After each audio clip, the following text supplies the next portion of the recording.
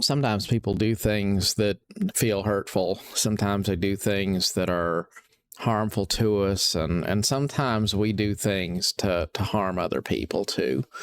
But what I've thought about is how most of the time when people do things that seem like they're personal, they really aren't personal at all.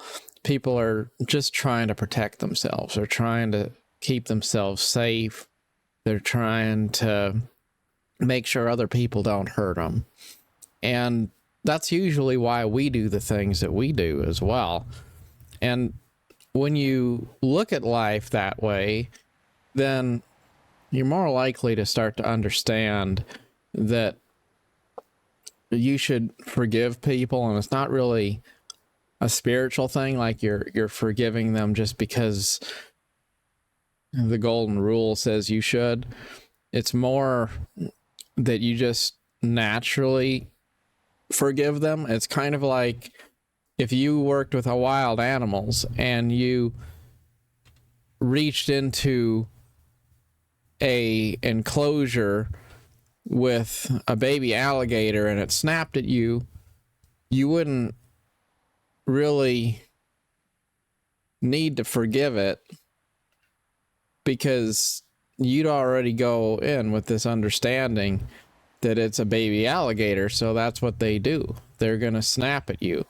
And it's not because they hate you, and it's not because they're trying to ruin your life, though they certainly may well ruin your hand if you don't take the proper precautions. So the lesson there is you do want to protect yourself, but you also got to understand that's just all anyone's trying to do, just to survive a day, try to, not get into too much trouble and live to see another day, and hopefully not have someone trample on your life or your heart or your soul. And too often we look at people through this sort of a bitter kind of a lens. We say, why are you this way? You're an evil person. You're a toxic person. You're a cruel person. And what we don't remember is that people are just trying to survive. They're just trying to be okay. And they don't really mean any harm by what they do. They just are being human. That's all there is to it. And so then what can we do with that knowledge? Well, we can try to make a point to make other people feel more comfortable. It's like you go get on an airplane or go to a nice hotel or something, and there's that hospitality. There's that desire to make the guest feel comfortable. It's not about policy. It's not about anything other than just putting the feelings of someone else first, and being proactive to listen and to observe the feelings of the other person. And maybe that's a good point to bring up. We talk about serving the needs of other people, but how often do we really listen to them to get a feeling of what they feel they need? Because quite often when we're busy trying to give people what we believe they need, that's not what they feel that they need. And like you see that a lot in a home where there's maybe a teenager or something, and the parent is trying very hard to give the child what is needed. And yet the child feels like they are invisible, and they feel like they are not respected, because what the child really feels they need is respect. They need someone to make them feel like somebody's on their side. They don't need somebody to necessarily give them all of the physical elements of security or all of the best guidance necessarily. What they need is is a sense of respect, a sense of merit, a sense of having a place at the table and a voice. And we very often are too busy trying to have something to say to really hear and be intuitive about what others are feeling. And what people feel is often more important than reality of what they need, because if a person is given by force all the things that are technically best for them, but they're also treated in a way that makes them feel like they're invisible or not respected, then the end result is it's all kind of for nothing, because you've safeguarded someone's physical body or something like that, but you've not really done anything to uplift their soul. And so there's a lot of importance on just understanding that no one's out to get you, and you really should try to understand where other people are coming from. And remember that the micro messages matter a lot. There's a lot of times we say I love you with our lips because that's the thing to say, but we don't say it with our body language. Our body language is that we don't want to be bothered, or we want to interject our 2 cents, or we want to manage the situation. And then we get ourselves in trouble. And when you look back over all of the failed relationships in your life, you probably start to realize that there's a trend there, where the more you've been trying to control other people, even if you've been doing it for the right reasons, it does not ever produce the right results. Now, to go back to that baby alligator analogy, though, like let's say you stick your hand into the enclosure with the baby alligator, and it snaps and it grabs your hand. Well, if you are a professional handler and you are wearing a glove that's designed to be bitten, then you're probably going to be fine. But if you just stuck your bare hand in there, you might lose a finger, right? So the point I'm getting at here is you can't build a good foundation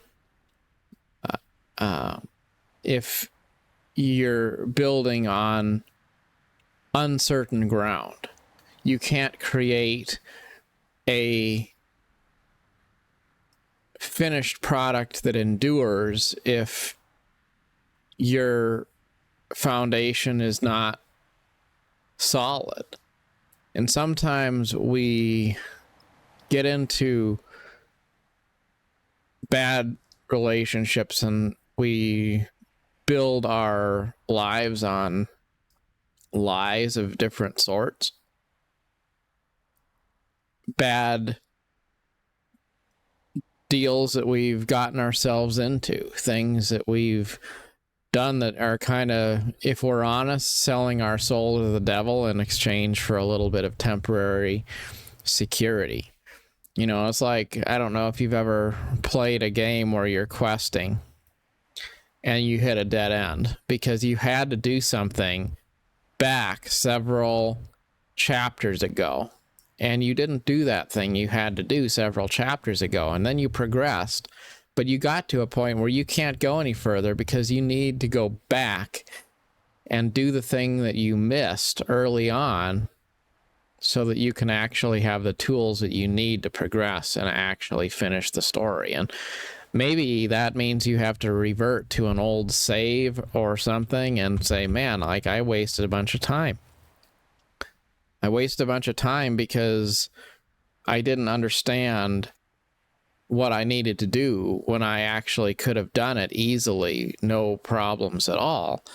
And now I'm going to have to go back and do it over again.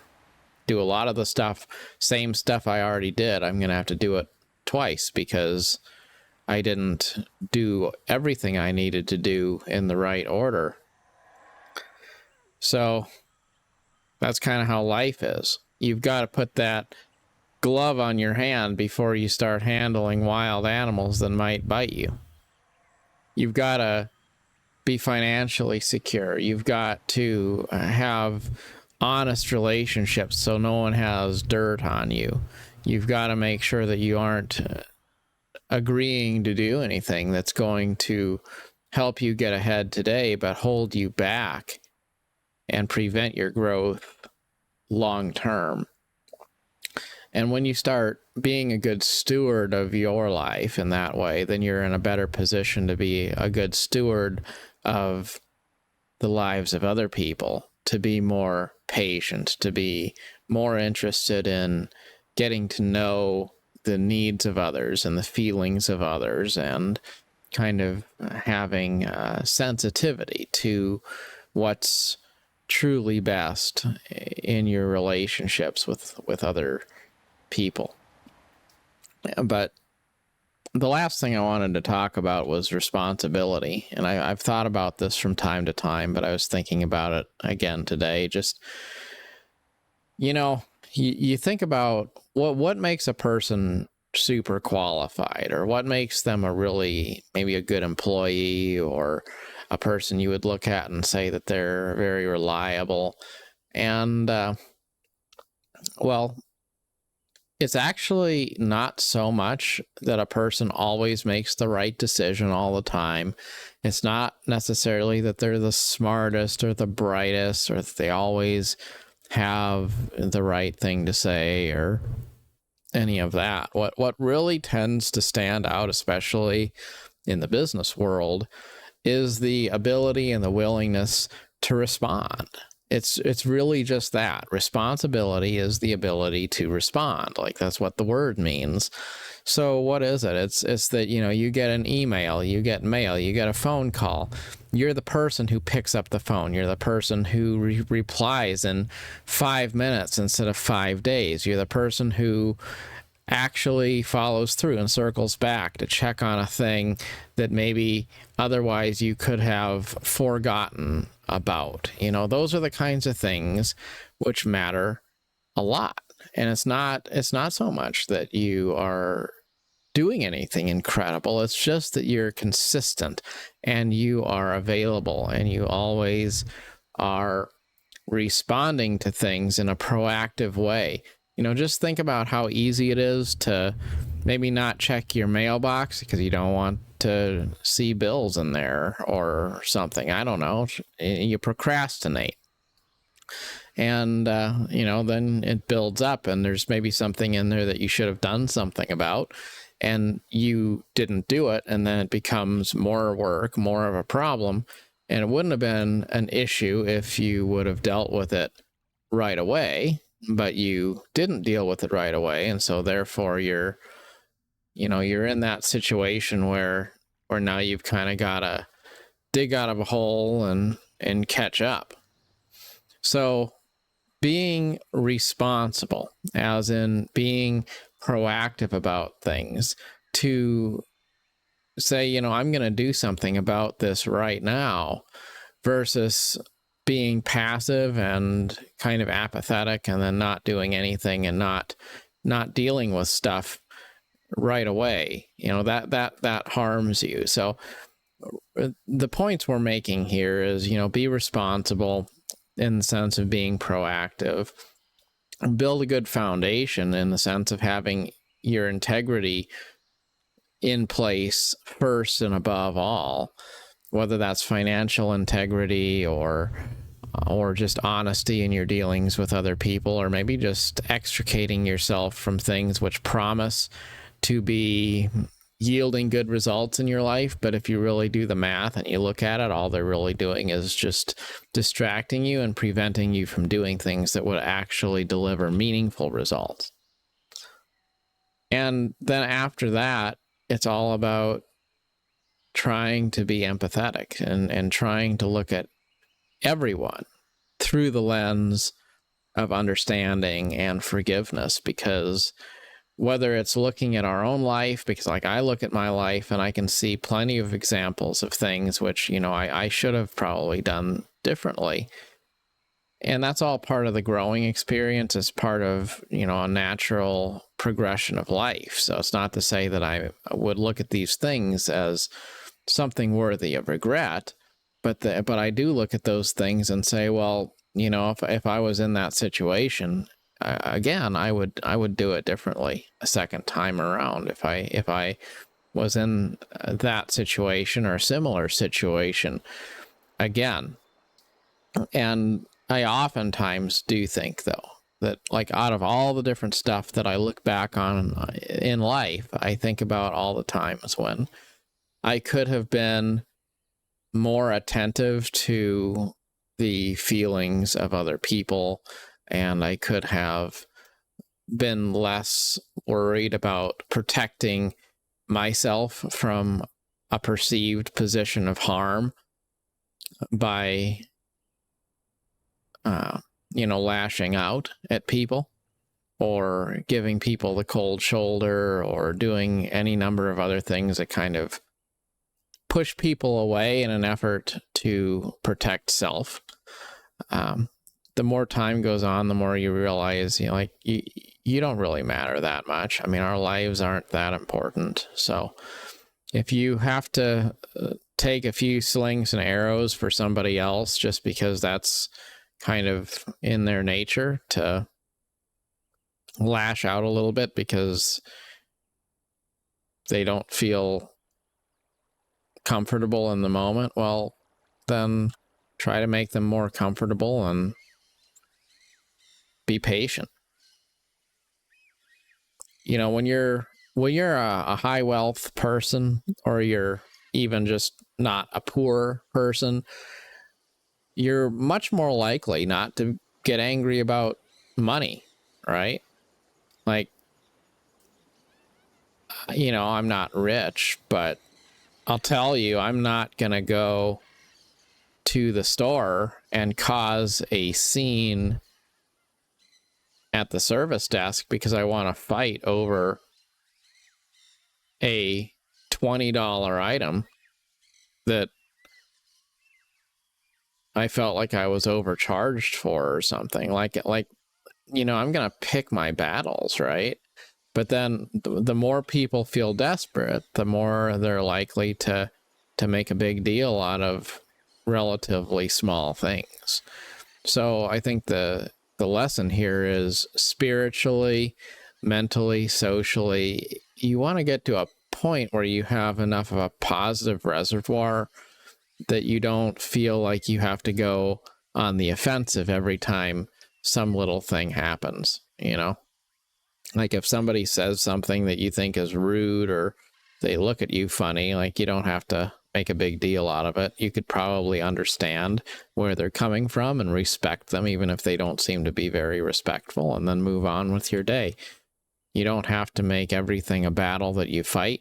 And sometimes if you do treat people with respect when they don't initially treat you with respect, well, you come to a realization that they didn't actually mean to be as disrespectful as they came across. And they eventually come to a realization that they don't need to be disrespectful in order to be safe and secure and heard. That doesn't mean that there's an exemption from consequences. It doesn't mean that you don't have boundaries. But when you aren't desperate for approval, then you don't worry so much if a few people want to throw shade here and there. So that's kind of the big goal, I guess, right? To get to a point where our spiritual balance is above zero and we're not in the hole, so that we can live a life where we aren't desperate or frustrated or angry or raging at other people. And as a result, when we tend to see more good in people, more good in the world, that does seem to be a law of attraction kind of a thing, where in the end you wind up attracting more good things when you stop looking at the world through a lens of cynicism. I think that's one of the biggest things that old people have going against them. By old people, I just mean older people. The younger you are, the more you're inclined to be optimistic. You're more inclined to look at life through sort of a wide-eyed lens. Then as time goes on, it's much easier to become cynical, much easier to be a person who just doesn't want to be bothered with things. And there's a fine line between wisdom and apathy, between true neutral because you are passionate about balance, and true neutral just because you're dead and have no opinions at all about anything. But being optimistic, having that youthful cheer, the willingness to lighten up and just enjoy the life you have and enjoy sharing that life with other people, and acting like you're excited to be on this adventure. That's important. You don't want to become a person that's just old and brittle, set in their ways, primarily defined by ranting angrily at everyone else. And I think it's really easy to do in our society, the way things are. It's very easy to always be looking at something negative, always looking at something that's not right, perceive that we perceive to be not right, always raging about something. And that's not really how life is meant to be lived. It should be lived in a positive, lighthearted way with an abundance of curiosity and hope for the future. And if the world changes, we should be excited about that change. And if we live today, we should be proud of the opportunity to have a life to live today. And if we don't live to see another day, we should be happy for those who will be able to go on and live in our stead. In any case, whether we live or die, we go back to the dust of the earth that we came from. So we shouldn't take our lives too seriously or be too upset if people throw slings and arrows at us. We should be graceful in every circumstance whatsoever. There's no reason not to be. As always, on your adventure, good luck, and be at peace, always. Till next time. Thanks for watching.